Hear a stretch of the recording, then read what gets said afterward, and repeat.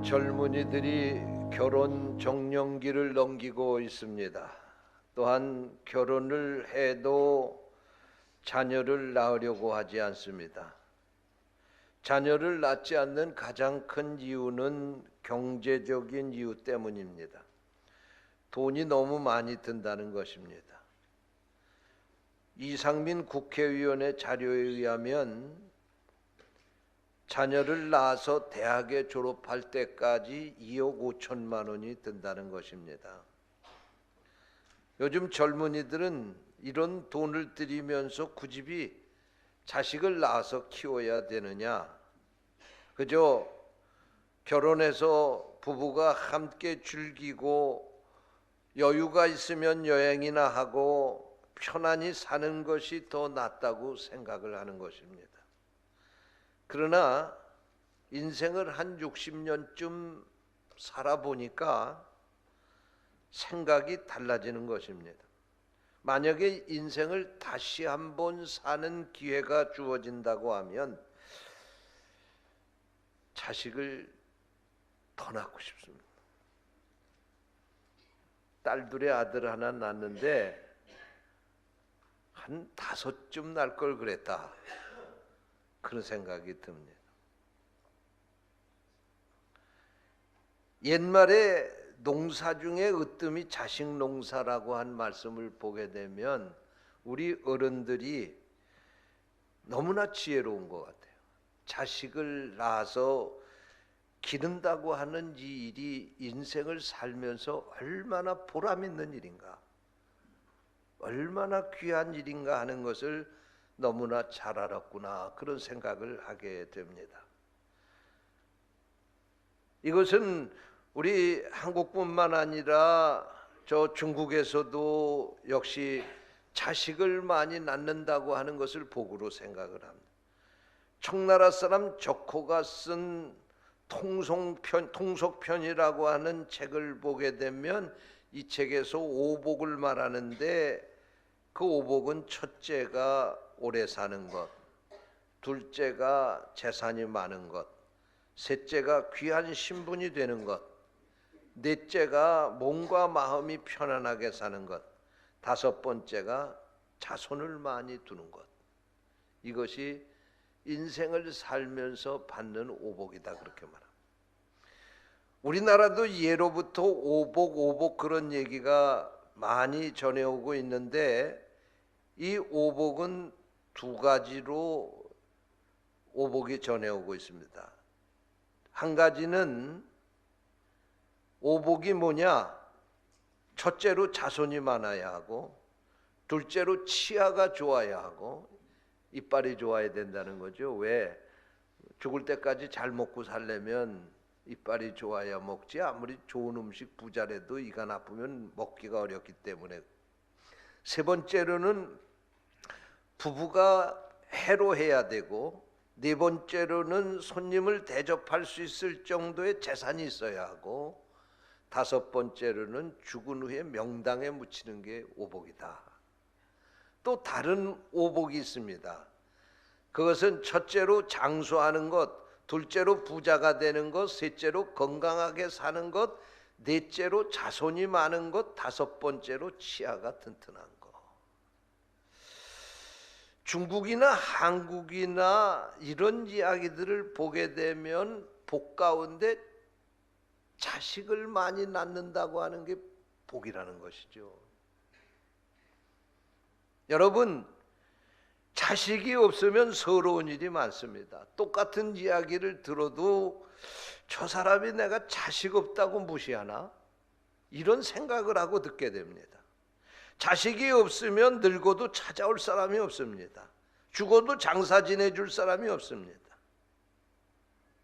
나는 아들, 딸 낳지 않고 그 돈으로 노후 대책을 세울 거라고 하는 사람은 나쁜 사람입니다.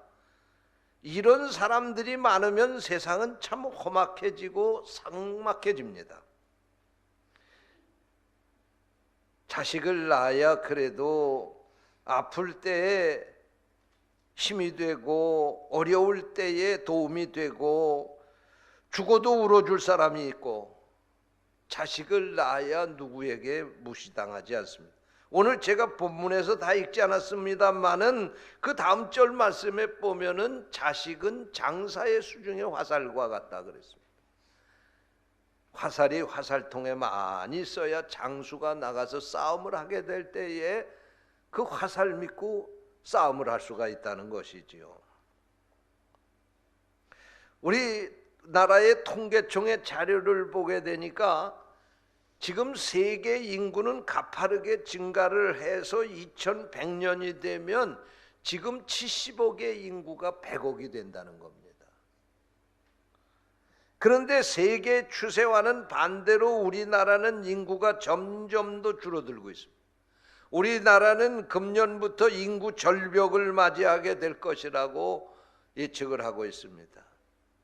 인구 절벽이라고 하는 것은 유년층 인구가 갑자기 절벽처럼 떨어지게 된다는 것입니다. 그래서 2100년도에는 지금보다 인구가 절반으로 줄어들게 된다는 것이지요.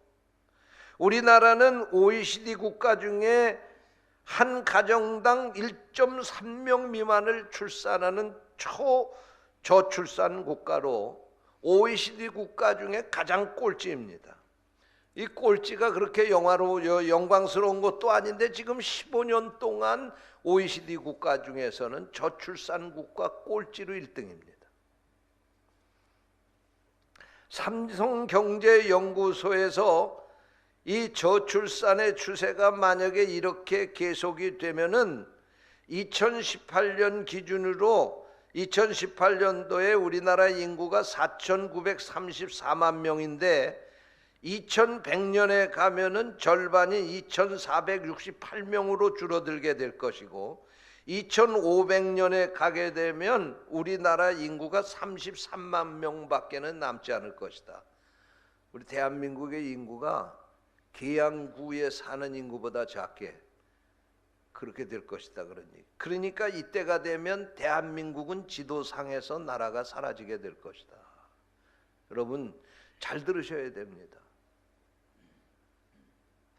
교회 와서 예수 믿고 구원받으려는 소리만 듣지 마시고 자식 많이 나면 복이라는 소리 귀담아 들으시고.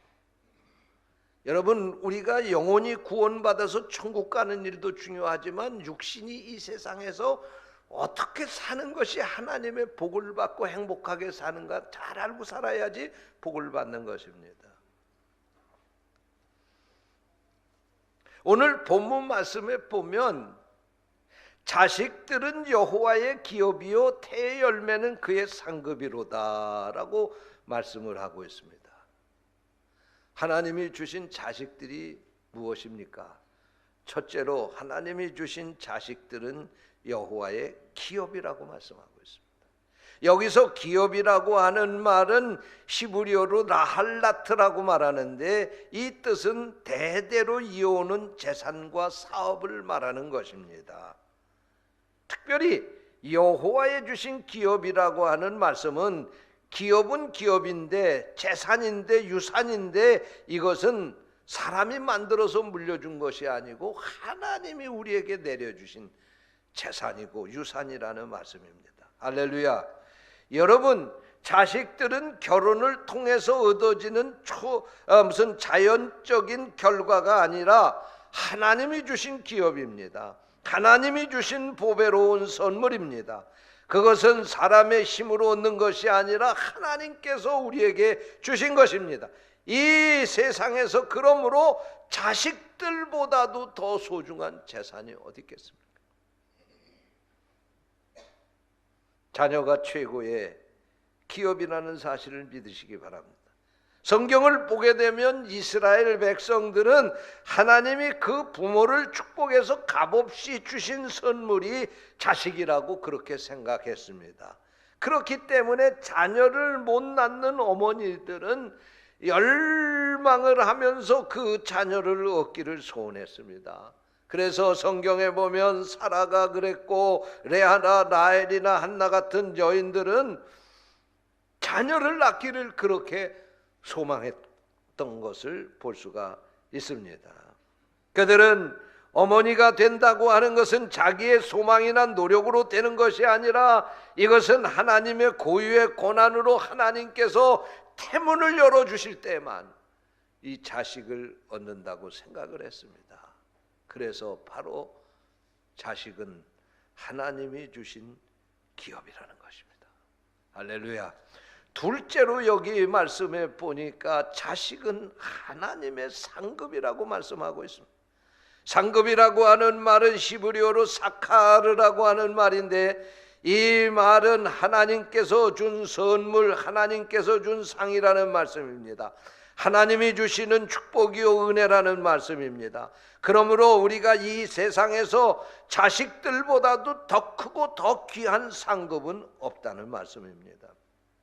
여러분, 우리가 받은 것 가운데 가장 귀하고 좋은 것, 바로 그것은 하나님이 주신 자식들이라는 말씀입니다. 우리는 하나님으로부터 많은 것을 받아서 살아가고 있습니다. 생명을 받아서 살고 있습니다.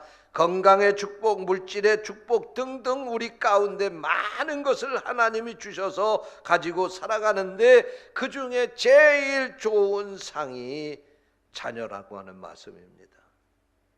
그래서 옛날부터 자녀가 많은 것을 큰 축복으로 여기고 큰 상으로 여겼던 것입니다. 요즘에는 자식을 낳지 않고 오히려 이 자식이 부담스럽고 짐이라고 생각하는 사람들이 많습니다. 그래서 무자식 상팔자라고 하는 말이 있는데 절대로 이 말에 속으면 안 됩니다. 늙고 나면 진짜 후회하는 것이 이 이야기입니다. 창세기 33장 5절 말씀에 보면 야곱이 형 에서를 만나게 될 때 자기 자식들을 가리켜서 하나님이 주의 종에게 은혜로 주신 자식입니다 라고 자식들을 형에게 소개하는 것을 볼 수가 있습니다. 그렇습니다. 우리에게 주신 자식은 바로 이런 존재입니다. 하나님이 은혜로 주신 가장 큰 상급입니다. 장차 하늘나라에서도 그렇고 이 땅에서도 그렇습니다. 특별히 지금 한창 아이들 키우시는 부모님들 잘 들으세요. 힘들다고 생각하지 마시고 하나님이 내게 내 인생의 행복을 주시기 위해서 내게 주신 상급이고 보배라 생각하고 키우시기를 바랍니다. 인생에 별 성공이 없다 할지라도 자식을 잘 양육했다고 하면 그것은 대단한 성공을 거둔 것입니다. 그는 하나님 앞에서 상 받을 만한 일을 한 것입니다. 여러분, 우리가 자식을 낳는다고 하는 것은 무슨 동물처럼 생식적으로 본능적으로 낳는 것이 아닙니다. 우리 인간이 자식을 낳게 되는 것은 하나님이 주신 축복입니다. 하나님이 주신 상급입니다. 일본의 호스피스 전문의인 오츠 스위치라고 하는 사람이 쓴 죽을 때 후회하는 25가지라고 하는 책이 있습니다. 이 책에 보면 사람이 죽을 때 후회하는 게 25가지가 있다는 거예요. 이 사람은 1000명의 사람의 죽음을 의사로서 그것을 지켜보면서 이 사람들이 죽을 때 무슨 말을 하고 죽는가, 무슨 후회를 하고 죽는가 하는 것을 귀담아 듣고 그가 이것을 책으로 만든 겁니다. 그런데 사람이 죽을 때 보면은 대략 25가지의 후회를 하더라는 겁니다. 이 사람 저 사람 하는 것을 보게 되면. 그런데 그 가운데 17번째가 자식이 있었더라며 그런 후회를 하게 된다는 거예요. 그 내용의 일부를 읽어보겠습니다. 자식이 7, 손자가 20, 증손자가 30이나 되는 80이 넘는 할머니가 있었다. 증손자까지 챙기려면 너무 힘들어요. 말은 그렇게 해도 할머니의 얼굴에는 흐뭇한 미소가 가득하다. 4대가 함께하는 할머니의 병실은 언제나 시끌벅적하고 훈훈한 정이 넘쳤다. 손자와 증손자의 얼굴을 번갈아 쳐다보는 할머니의 눈에는 지금까지 열심히 살아온 인생의 결과를 바라보는 듯 뿌듯함이 담겨 있었다. 30이 넘는 가족 부대가 밤낮으로 간호를 했고 마지막 순간에는 모든 가족들이 지켜보는 가운데 그 할머니는 편안히 눈을 감았다. 이거는 그 할머니 얘기가 아니고 이 의사의 얘기입니다. 인생의 마지막 이렇게 말하는 사람이 적지 않다. 결혼해서 아이를 가졌더라면 그게 제일 후회가 되네요. 사실 아이를 낳고 키우는 일은 결코 쉬운 일이 아닙니다. 엄청난 정성과 시간과 비용이 드는 일입니다. 뿐만 아니라 부모는 살아있는 동안 그 자식을 키우면서 늘 자식 걱정하는 것입니다. 한갑이 지난 아들이 외출을 하게 될 때 80이 넘은 어머니가 가다가 길 조심하거라, 차 조심하거라. 그래도 인생을 살아본 사람은 이 세상 사는 재미, 자식보다 더 좋은 것이 어디 있겠나 그렇게 말합니다. 인생을 마지막까지 살면서 제일 마지막에 내가 인생을 살면서 가장 잘한 일은 사업을 크게 키운 것이다, 학사 박사 학위를 받은 것이다 라고 말하지 아니하고 이 자식들을 낳아서 지금 이렇게 키운 것이다, 그렇게 고백을 하게 된다는 거죠. 저는 결론적으로 자식은 네모다, 거기에 그 네모를 이렇게 채우고 싶습니다. 자식은 크레파스다. 저는 초등학교 때 미술 시간에 가난해서 12가지 크레파스 가지고 가서 그림을 그렸습니다. 내 옆에 있는 친구는 부잣집 아들이라 24가지 색깔 가진 크레파스를 가지고 와서 그림을 그리더라고요. 그래서 그거 중 하나 색깔 없는 거 좀 빌려달라고 그랬더니 얼마나 비싸고 그걸 안 빌려주는지요. 저는 요즘 그런 생각합니다. 자식이 크레파스다. 12가지보다 22가지 색 크레파스가 더 좋더라고요. 12가지 다른 색이 있는 것처럼 24가지는 또 24가지의 다른 색깔이 있어요. 하나 키우는 것하고 둘하고 다릅니다. 인생의 재미가 셋하고 다섯하고 다릅니다. 크레파스 갖는 욕심보다도 자식을 갖는 욕심을 가지고 여러분 인생을 살 수 있게 되시기를 축원합니다. 기도하겠습니다. 하나님 감사합니다. 우리 가정에 하나님의 기업으로 상급으로 귀한 자녀 주심을 감사합니다. 우리 인생을 살면서 우리가 자식을 둔 것을 가장 자랑스럽게 생각하고 가장 큰 축복으로 여기며 살게 해 주옵소서. 또 우리 젊은이들 하나님께서 축복하셔서 오늘 이 말씀을 내게 주신 말씀으로 듣게 하여 주옵소서.